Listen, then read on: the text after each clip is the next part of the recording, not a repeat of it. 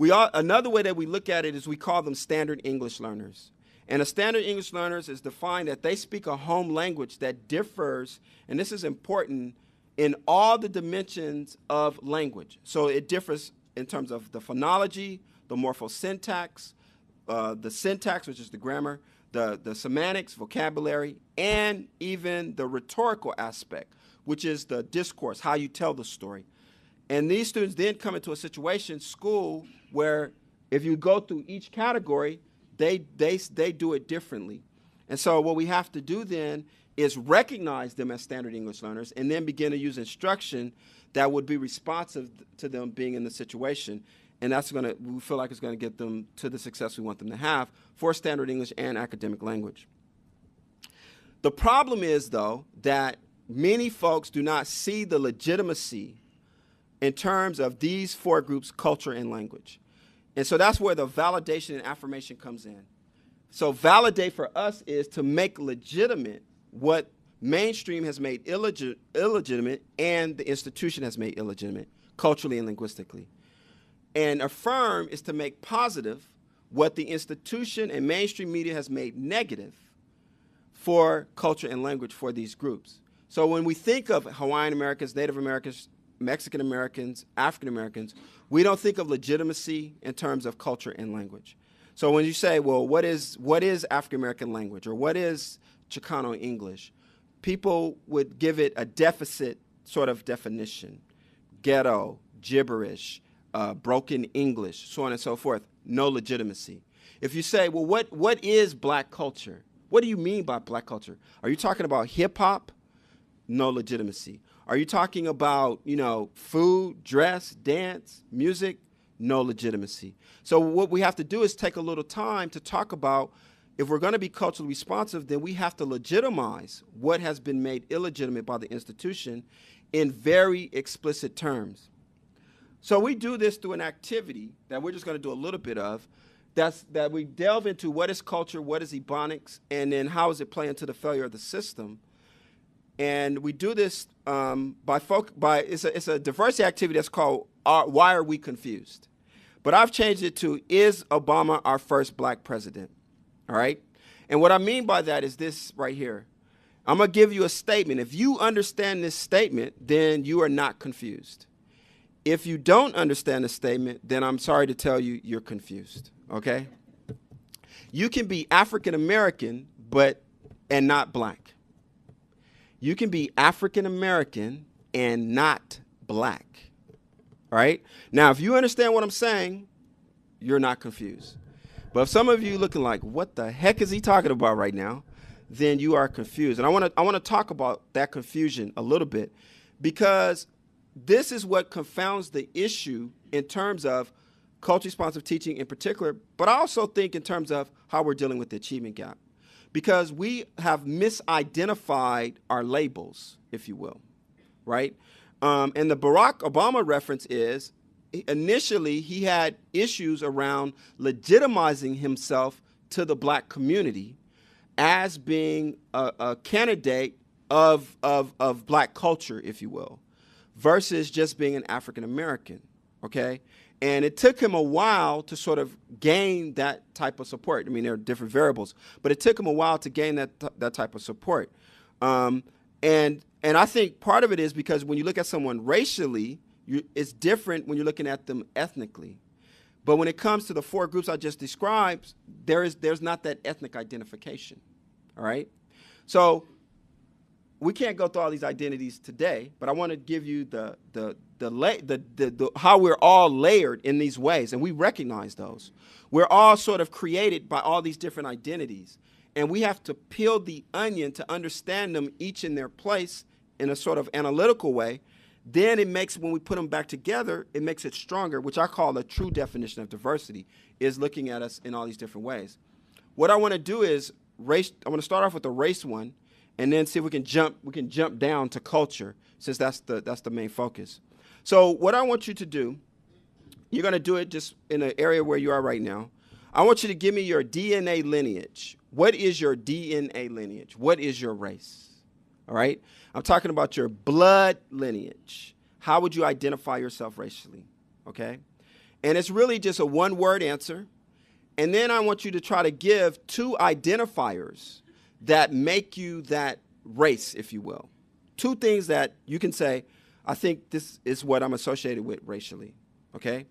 Now, being from Boston is not a race, okay? I just want to save a little time, all right? So we don't have that issue, okay?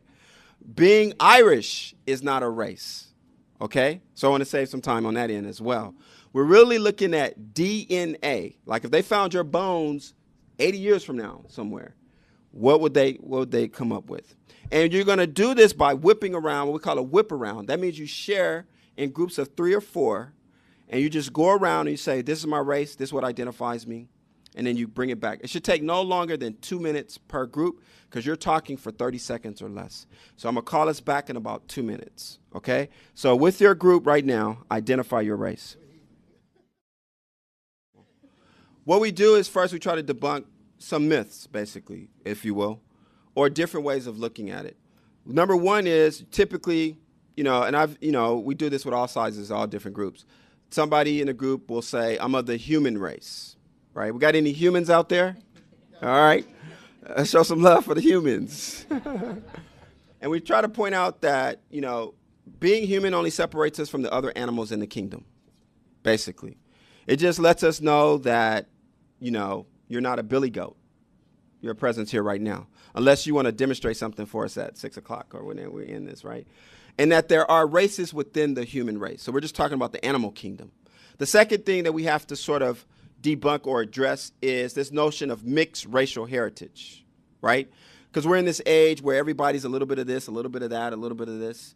And, it's kind of like, what am I? Well, if we understand our social history tells us very clearly, if you had any drop of non-European blood, then that's what race you were. And if that blood was African, it trumped everything. That's what our social history says. It's only till recently, very recently, that we began to acknowledge this notion of biracial or multiracial in terms of designation, okay? Because today you can actually buy your DNA breakdown at a cheap rate, relatively cheap rate. But I think a lot of people won't do it because they don't want to find out the truth. They don't want to find out where that kitchen came from. Now, only people who know what a kitchen is going to get that joke. If you don't know what a kitchen is, you're not going to get that joke, right? So people will be able to get to sleep tonight and not wonder what a kitchen is. The kitchen is the backside of your hair that naps up, and it's called the kitchen. And typically, people of African descent have kitchens, right? So if you want to know if you have some African blood in you, one way to check is see if you got a kitchen, right? And it's a joke, but that's speaking to how the DNA ties in. Now I know some of you, when you leave, you're gonna walk down the hallway and you're gonna go, right? Okay. The third thing, and I want to acknowledge the scientists, the people who go with the racial is socially constructed argument. I mean, and that is that we're 99.9% alike genetically, okay, which is a scientific fact. But we think it's irrelevant to what's been happening in terms of the racial strife, turmoil that's happened in our history. It's really just a scientific fact. It has had no relevance in terms of what we've had to deal with based on that minute difference. So we go back and we just study, how does this racial classification come from?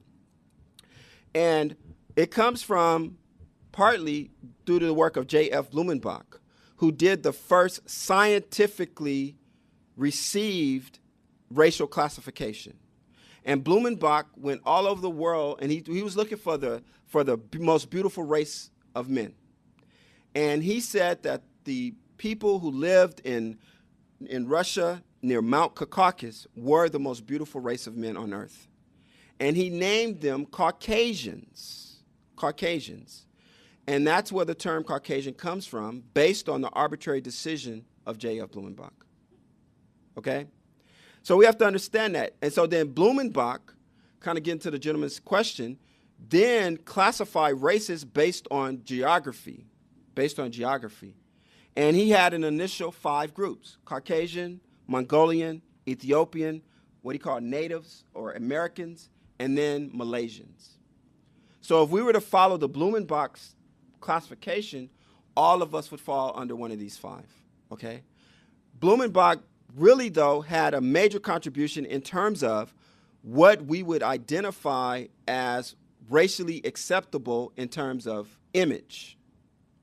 That still stands with us today, let alone the term Caucasian. Still stands with us today based on Blumenbach. But it's what he put forth, what was representative of beauty, that has stood and permeated in how we navigate, especially in the context of the school, but also in the macrocosm. Now, a lot of people, they don't believe what I'm saying for whatever reason. So we go to the original source of J.F. Blumenbach. This is what he said. On the Caucasian variety, I've taken the name of this variety from Mount Caucasus, both because its neighborhood and especially the southern slope produces the most beautiful race of men. I mean the Georgian. And because all the physiological reasons converge to this. Besides, it is white in color, which we may fairly assume to be the primitive color of mankind, since it is very easy to degenerate into brown, but very much more difficult for dark to become white. And so he set forth with those words a mindset that would be representative of beauty that everything would be compared to based on an image. And remember, image is connected to mindset. I mean, we have the research about commercials and symbols and all of that. Image contributes to mindset. And the mindset is that this image here would be representative of beauty. Now, you just think about it in a macrocosm. Think about our heroes. Think about our heroes and how they match the image. Think about our images of Jesus Christ and how they match the image. Think about Barbie dolls. You know, the 50th anniversary of Barbie doll we're celebrating. And the image has remained the same over that time.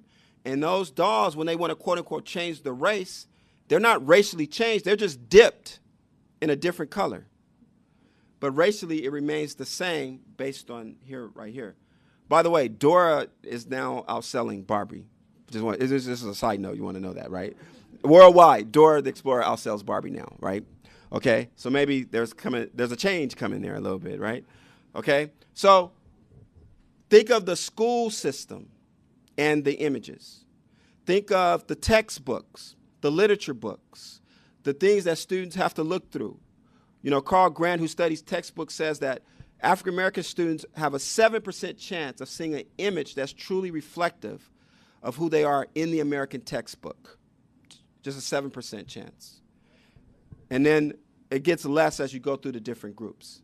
So all this ties into culturally responsive teaching, in that in order to be culturally responsive, we have to work around where we're starting from in terms of that validation and affirmation. So when you come to our school, the students are inundated with images that are representative of who they are, The images are when they look in the books, they see themselves.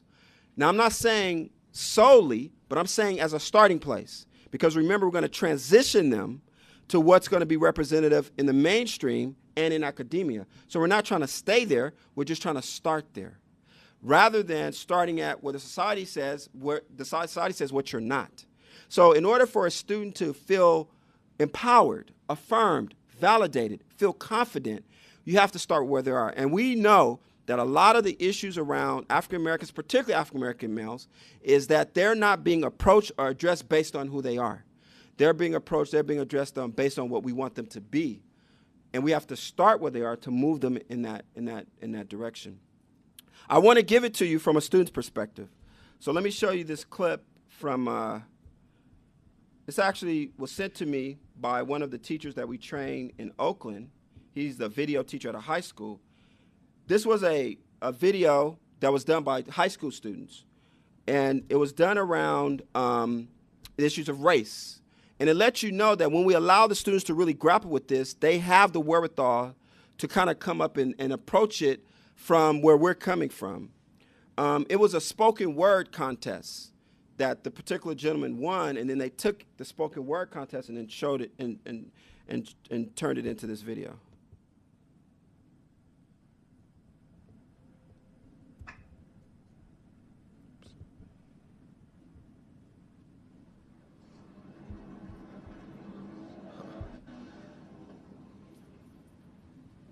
My glares burned through her, and I'm sure that such actions aren't foreign to her because the essence of her beauty is, well, the essence of beauty.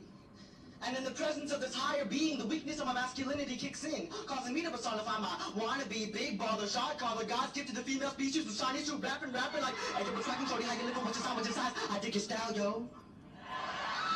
Now, this girl was no fool. She gives me a dirty look with the quickness, like, boy, you must be stupid. So I'm looking at myself like, boy, you must be stupid. But looking upon her, I am kind of feeling her style. So I try again, but instead of addressing her properly, I blurt out one of my fake-ass playlistic lines like, girl, you must be a traffic ticket, because you got fine written all over you. Now she's trying to leave, and I'm trying to keep her here. And so with a final attempt, I got her, girl, what is your ethnic makeup? See? At this point, her glare is scorching through me. And somehow she manages to make her brown eyes resemble some kind of brown fire or something. But there's no snap or head movement, no palm to face, click of tongue, middle finger, roll of eyes, or girl power chant. She just glares at me with these burning eyes, and her gaze grabs you by the throat, and she says, ethnic makeup? First of all, makeup just an anglicized, colonized, commodified utility that my sisters have been programmed to consume, forcing them to cover up their natural state in order to emulate when another sister looks like in her natural state, because people keep telling her that the other sister's natural state is more beautiful than the first sister's natural state. At the same time, the other sister isn't even in her natural state because she's trying to imitate yet another sister. So in actuality, the natural state that the first sister was trying to imitate wasn't even natural in the first place. Now, I'm thinking, damn, this girl's kicking knowledge. But meanwhile, she keeps spitting on it like, fine. I'll tell you about my ethnic makeup. I wear foundation, but not that powdery stuff. I wear the foundation laid by my indigenous people. It's that foundation that makes it so that past being globalized, I can still vocalize with confidence. I know where my roots are. I wear this foundation not upon my face, but within my soul. And I take this from my ancestors, because I'll be damned if I ever let a European or American corporation tell me what my foundation should look like. And I'll wear lipstick, for my lips stick to the ears of men so they can experience and surround sound my screams of agony with each lash of rulers, measuring tape, and scales, as if my waistline and weight are inversely proportional to my value as a human being. See, my lips, they stick, but not together. Rather, they flail open with flames to burn down this culture that once kept them shut. Now mess with eyeshadow, but my eyes shadow over this timeline where you're gonna end to keep me blind, but you can't cover my eyes, look into them. My eyes foreshadow change. My eyes foreshadow light. And I'm not into hair dyeing, but I'm here dying because this oppression just won't get out of my hair. They form these highlights of my past atrocities. They tangle around my mind. This oppression, it manifests as stress in me so that even though I don't color my hair in a couple of years, it'll look like I dyed it gray. So what's my ethnic makeup? I don't have any, because your ethnicity isn't something you can just make up. And as far as that shit that my sisters put on their faces, that's not makeup. It's make-believe.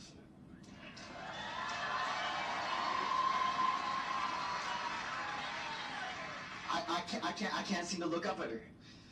And I'm sure that such actions aren't foreign to her because her expression shows that she knows that my mind is in a trance. As her footsteps fade, my ego was left in crutches. And rejection never sounded so sweet. All right. So that's from a student perspective there. And you see they have a good grasp of where we're going with this, which is really saying that our racial identity only serves one purpose, and that is to identify our DNA lineage.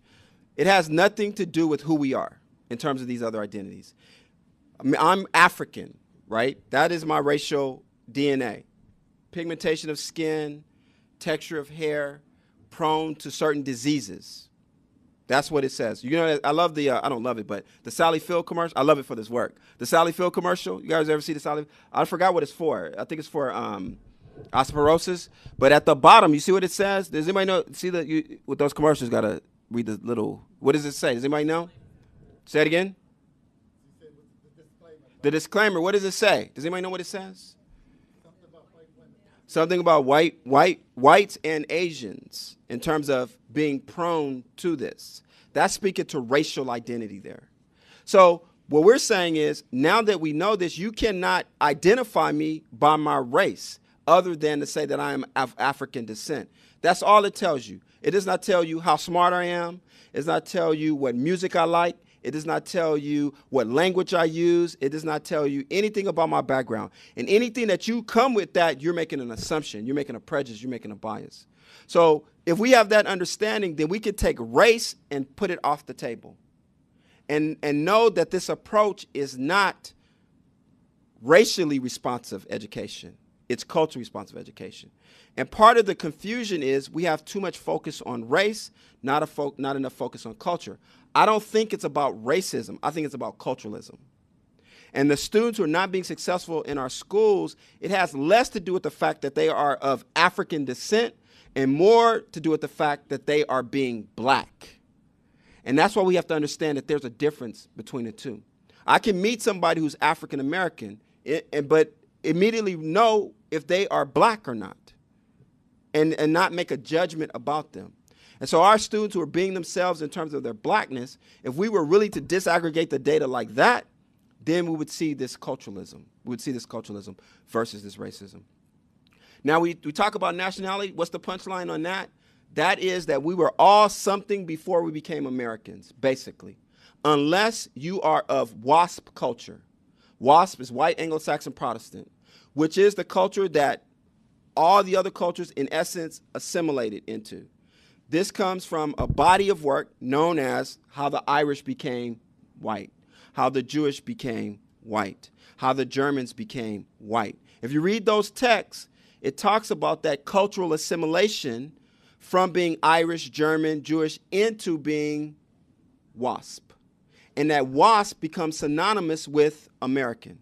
So to be American, some would say, is really to be WASP, white Anglo-Saxon Protestant. We can add in the religious factor as well, okay? But what I really want to get to is culture. And what I want you to do now is I want you to identify what ethnic identity do you subscribe to? What ethnic identity resonates with your soul culturally? What moves you? What makes you think of home, community, and heritage from an ethnic standpoint? And once again, see if you can name two things that you can link to that identification. Two things that make you X in terms of interests, likes, in terms of heritage, in terms of experience. Now remember, we've already released you, we've freed you, we've liberated you. If you are African American, you could say, I subscribe to WASP culture. It's okay. If you are Caucasian American, you could say, I subscribe to Korean culture, because that's the beauty of culture. You're not locked in. See, I'm locked in racially. Now, we got some of us, we try to change our race, right? We know we got some of those in the celebrity world, right? Okay. But there's been unsuccessful attempts. You know what I'm saying? But I'm not locked in culturally. I'm not locked in culturally. I can move about culturally where I can't racially. What happens, though, some people feel bad about having to say, well, I'm of this race, but I subscribe to this culture, because what society puts on us. Because society says, you look this way, so that means that you should act this way, okay? So in your group, once again, I'm just going to give you 2 minutes. I'll give you 3 because this is a tougher topic. Define your ethnic identity. And you cannot say American, all right? You can say WASP, but you cannot say American. Go. Now,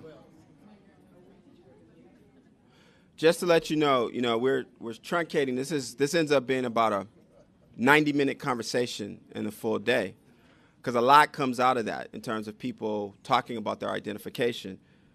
I do want to, well, I can't go back, but, oh, yes, I can. Notice the last identity is age, because there is a culture that comes with your age that we talk about. And what that means is that you do certain things culturally just simply based on how old you are, And sometimes, though, we confuse that with the other identities. Remember, it's confusion. So we're saying, we're trying to get you to carve out very specifically what is my ethnic makeup, if you will, that I can take out of a generational identity or take out of a geographic identity. Meaning that if you subscribe to black culture, there is a commonality among people who subscribe to black culture across the country, regardless if you're from LA, New York, Boston, or Alabama, right? There's a commonality, different from an age identity that comes with people who may be in their 30s, right? And they grew up in the age of high top fades, whatever, right? whatever it is. You know, is there some link there? But that link might not be related to the ethnic identity more so than it is to the age identity. And sometimes they cross. They cross. And it's just knowing how these things apply that strengthens us. But I think also not knowing leads to confusion. So your cultural identity is very complicated because we have to really understand what culture is. We always start off with metaphors and analogies. For me, PhD means how many metaphors can you come up with, right? And make it work, okay? Because I try them out, and then my family goes, that is not a good metaphor right there. It does not work. So I'm like, okay, how about this one, right? But Wade Noble said it very well. He said, culture is to humans as water is to fish. And it is the lens that we see the world is through that cultural lens. And similar to how fish need their own water to survive, right? We all have our aquarium stories of, killing off some fish. Part of the reason why is because we took them out of their water. I know I did, I'll admit it, okay? The first time, I took the fish out of the water to clean the tank, right? Put them back in. The next day, they were what? Dead. And then I called and I said, you sold me some really bad fish. What happened? And he started laughing once I explained, right? He said, you're supposed to leave the fish in the water, clean the tank, or keep them in their water. And that's the same thing here. The full analogy, a full metaphor that he uses is this. We're trying to put saltwater fish in plain water tanks in terms of our school system. And these students, a lot of students of color, are being put in those plain water tanks and they're not having success. So what must we do? Add some salt to the tank. Right? That's the analogy that Wade Noble uses. We use this working definition by Villegas and Lucas that comprises, for me, the sort of totality of culture. Identifiable community or group that uses a certain language, a certain way of interaction with one another, how you take turns to talk, how you relate to time and space, and how you approach learning. All involved around patterns for us define what we mean in terms of this culture, okay? And in terms of this ethnic identity, if you will, when we say culture.